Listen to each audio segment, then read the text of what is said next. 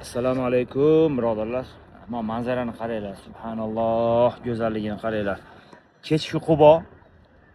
Abdushakur do'stim hojilarini kech paytda mana shu Masjidun Nabaviydan Qubo masjidiga qarab yurilgan yo'l taqriban 4-4,5 kilometr atrofida.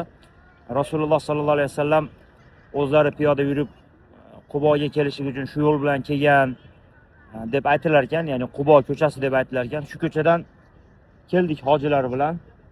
Kelib Quboda 2 rakatdan namoz o'qib, yana Alloh taolodan umrani ajrini so'rab, duolarni qilib, hojilar yarim soat vaqt olib kechki Quboning atroflarini tomosha qilgani ketishdi. Haqiqatda manzara juda ham ajoyib, juda ham go'zal. Ishlovni berib yoribdi.